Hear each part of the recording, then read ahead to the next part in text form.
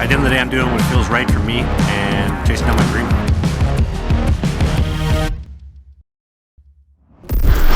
Heavy ass feet. No, I'm 218. Oh, f***ing beefy boy. I was 208 beginning of last season, and I was 228 when I came back from Sweden.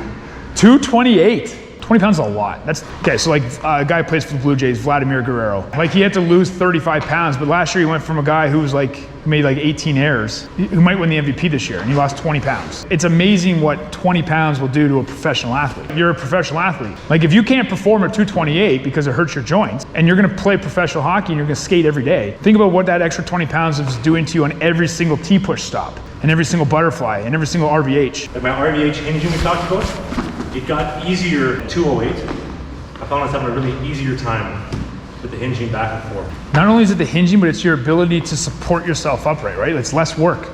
So if you have less energy trying to support yourself into the post and stay upright, you have more energy to focus on cutting and using your edges. Yeah.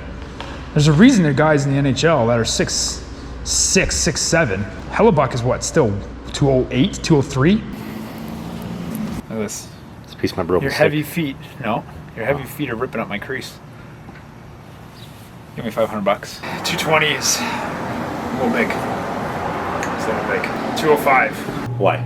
Extra weight is going to put more pressure on all your joints, your ankles, your knees, your hips, right? Already, like, just the way you skate and your body mechanics, you're already putting a lot of stress on those joints, and then just being 20 pounds heavier aren't going to help the case, right? Also, in terms of your conditioning and training, you get probably maybe 4 to 5 good sets in the situational drill out of 10. So in terms of our training, you're getting 50% quality sets because by then you're just fatigued. It's either we have to slow the pace right down or we have to go to a little bit more of a simple drill. So basically you're just out of shape. You don't need to be in game shape yet, but we're working on trying to get into game shape. You can't work on processing and that type of stuff if you're fatigued.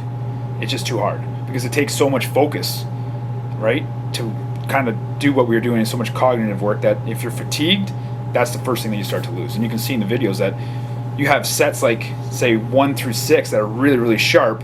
Sets 7, 8, 9, 10 definitely fall off, right? Like you're a tall guy, so it's not going to be easy for you to get to 205, but I think you're going to feel better at 205. The biggest benefit to you being 10 to 15 pounds lighter will be your ability to move on your feet. Like you're just going to feel like you have just a little bit more zip, like a little bit more of that like first step explosiveness. It's going to be also easier to stop the train, right? So like we talked a lot about trying to get the eyes set, get the body set, get the eyes settled. I think it's going to, just being lighter is going to help your everything, but I think it's going to help your tracking too. You can be an effective goalie with any body type, right? But if you want to play at the highest level and you want to be consistent, where if you want to play 45 to 55 games is consistency. Being at 205 is going to let you be much more consistent. Not only in practice every day, but also in your game. Like last year I came in a little bit under 210 pounds for the start of camp. Doing really good, probably the lightest I've been in 5 years, 5+ years of being a 6'5" individual. Currently, I'm about 222, in that ballpark, the 220, 225 range. I haven't skated in 3 months prior to coming out and skate with Booge, but I'm way too heavy. I'm simply put, 222 is way too heavy for me to be skating at least 12 to 15, maybe even 20 pounds extra that I need to move every time I T-push, every time I RVH transition. That's 20 extra pounds I have to elevate in my RVH when I'm making post integrations. I'm too fat, I need to lose some weight, I need to move faster, and I'm dropping down from what was about 2,900 calories a day, effective immediately 2,500 calories a day. Generally speaking, if I'm in a calorie deficit of about 500 calories every single day, over the course of a week, I'll lose about 1 to 1.5 pounds of fat.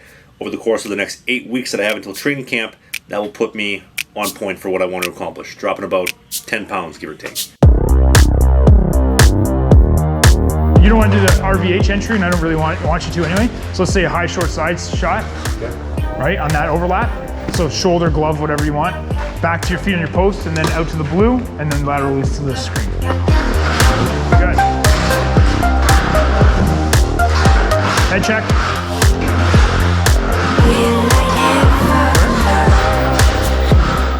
He still got a girlfriend? No? Barry could do damage because he's good looking and he's like super nice. Yeah, like that little overlap. On that overlap, trying to create momentum with this foot, but steering yourself with this foot. There, that's better.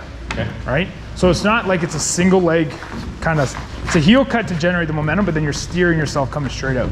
Where you have a tendency to kind of over and then have to still square up. Does that make sense? Yeah. Perfect. Unless you're Marc-Andre Fleury, right?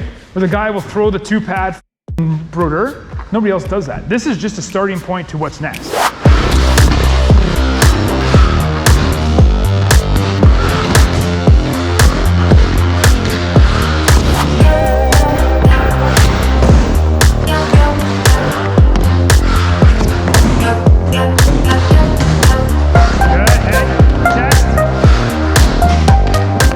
Good. That blocker is an albatross. Pass goes, leading the head, then the chest, and now push. Yeah. You'll never slip doing that.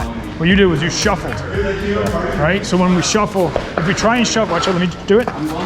If we try and shuffle and be aggressive at the same time, I have to keep my chest angle here. So that now, when I get here, there's 2 ways I can square up. It's either try and bring this side forward, which is really hard to do because I'm moving laterally now, or bring this side back, which, why would I want to go forward and then move backwards? Yeah, it's hard to do, right? Now, and that's what happened there, is you shuffled, and then you tried to square up and you got here, and then there's no chance you make the save. I think if you don't think about the leg, like we're not gonna get that leg moving. You're too old and broken, right? But if we don't just go north to south and then east to west, if we can get at least the top half of your body to go towards that, I think this is gonna be a lot more effective. Good.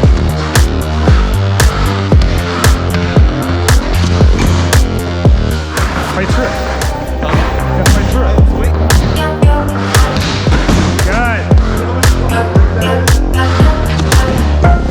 Good. Good set.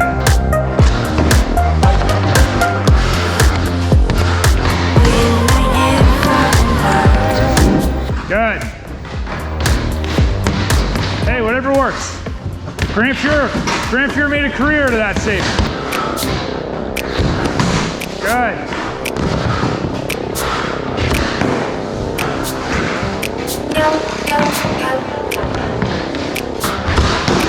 Good job. Good set. Why you wanna take a great set and do one more? I didn't like that. But you played that one pretty good. Old man Hips wants one more. One more. Nice save. Good set. That was better than the other one. Good work. Fuck you, Garrett. Good. Much better. That's good. That's good. Starting to make those saves in the blocker.